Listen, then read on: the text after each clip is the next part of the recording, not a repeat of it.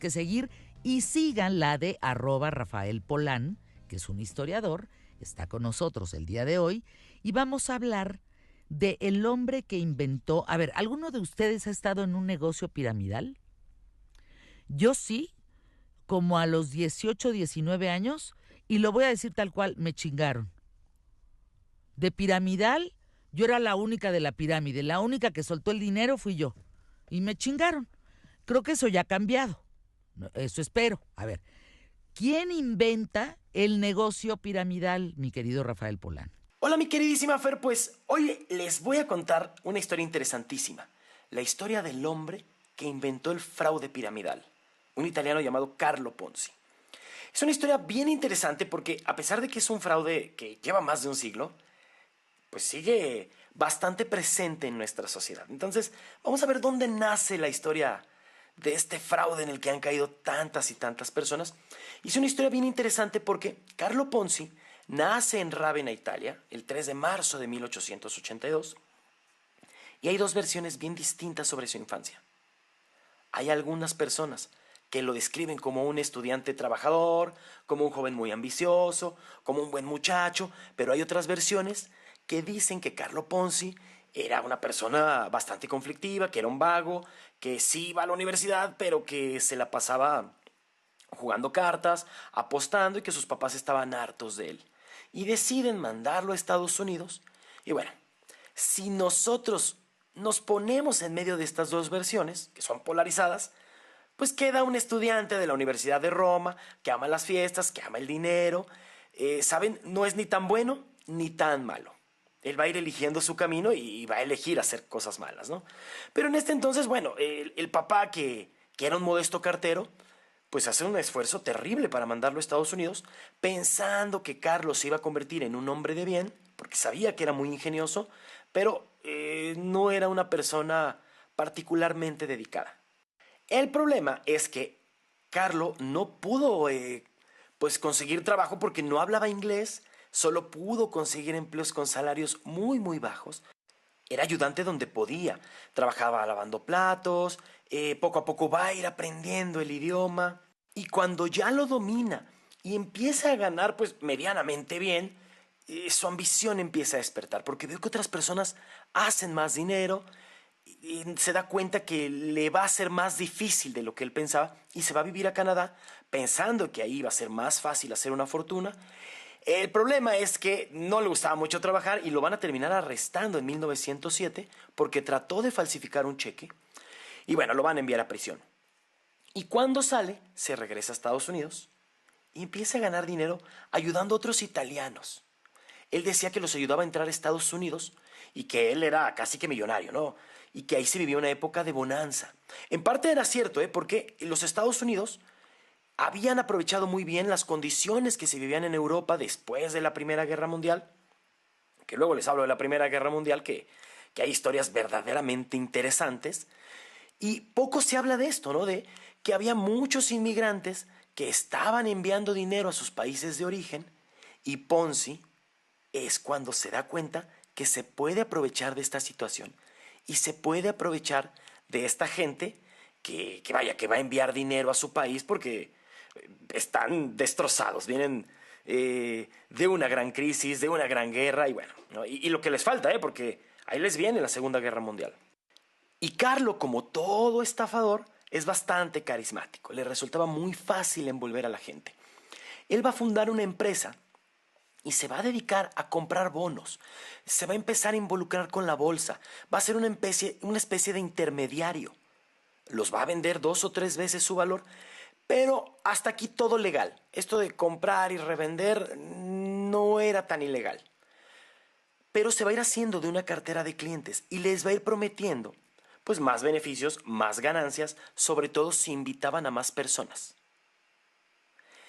Carlo Ponzi descubre que si él le da dinero a la gente, estas personas pueden invitar a otras personas y así va a funcionar su estafa. No te está invitando el estafador, te está invitando una persona que tú quieres. Y Carlo Ponzi va a usar estas frases que se siguen usando hoy en día. Aún no eres la persona que vas a llegar a ser, aún no has desarrollado tu máximo potencial, hay que tener mente de tiburón. Sabes, este discurso ha cambiado muy, muy poco, ¿no? Se ha adaptado a distintos tiempos, pero el discurso es el mismo. Y a ver, si cae gente hoy en día, que no cayera gente la primera vez que se escuchaba en la historia, y era fabuloso, ¿no? Porque estamos en una época en donde va a haber mucha bonanza económica en Estados Unidos. 1919 a 1929. Y va a ser el escenario perfecto para que surjan muchas personas que se van a dedicar a invertir. Y Carlo, que en un principio te promete retornos de inversión de un 50%, pues se va a hacer de muchísimos clientes. Y además en la época era muy creíble. Entonces, tenemos a un tipo altamente carismático que le está dando dinero a la gente y estas otras personas empiezan a invitar a otras personas con la condición de que inviten a otras personas, porque el chiste es que todos vayan ganando de todos, que se vaya haciendo una cadenita, y si tú quieres ganar, pues vas a tener que invitar a gente proactiva, que invite a gente proactiva, en fin, toda una pirámide, ¿no? Y el engaño está en que, pues claramente los de arriba van a ganar siempre más, y los nuevos, pues van a ganar, pues muchísimo menos, ¿no? Y un día, todo se va a detener porque va a llevar la estafa a otro nivel. En realidad todo el dinero que le daban se lo gastó, nunca lo invirtió en la bolsa.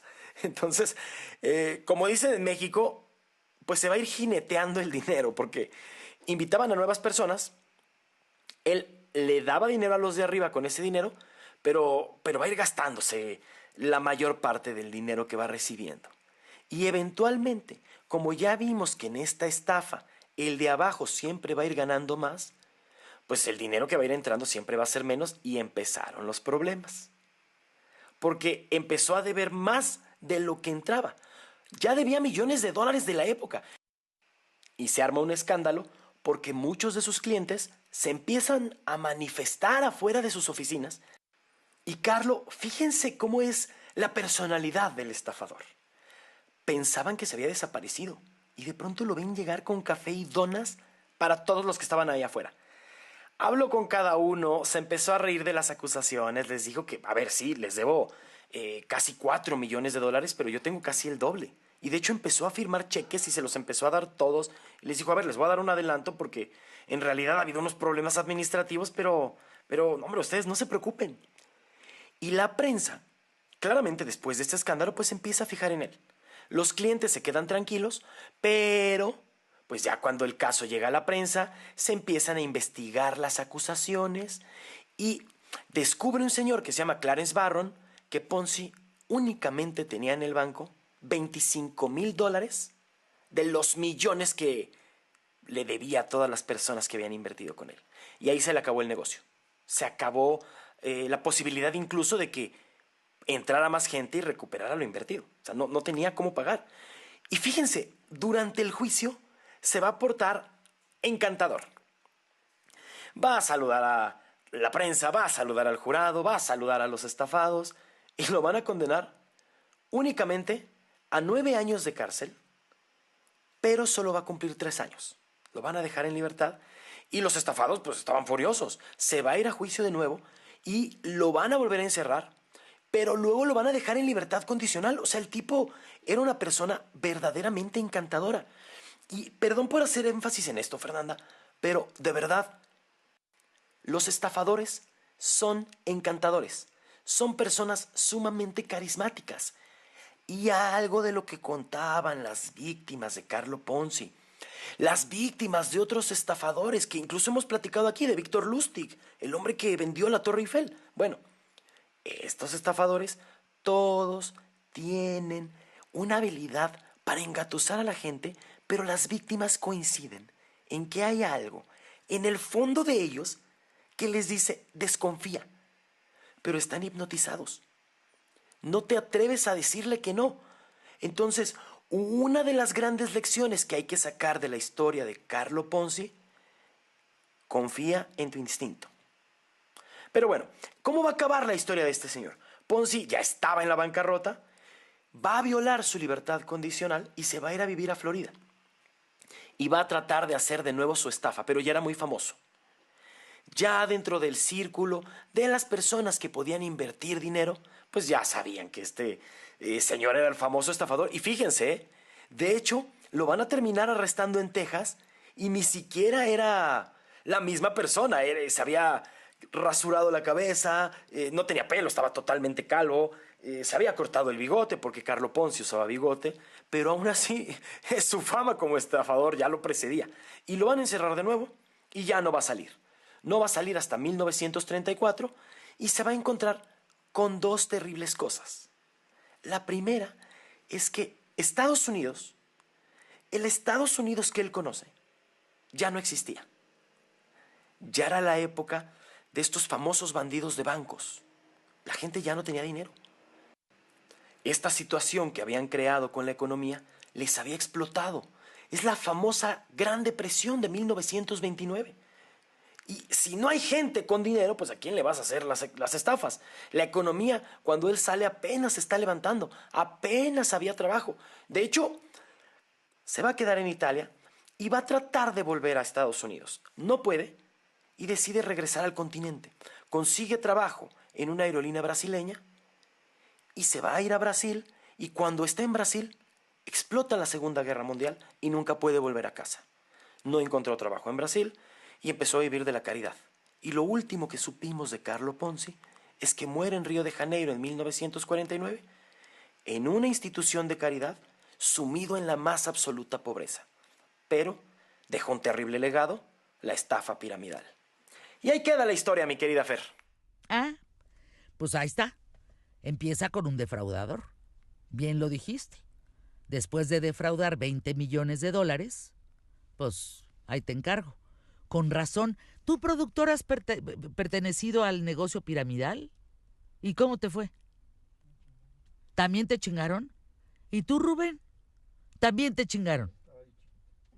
Estabas chiquito igual que yo. Es que, como te dicen, invierte 1 y te voy a dar 25, pues tú le metes 2 y no te dan ni madre. Uf, ¿cómo me acuerdo? Bueno, pues ahí la historia de este señor defraudador, Carlo Ponzi. Ay, este Ponzi de veras nos pasó a ponzoñarla. En fin, anuncios QTF.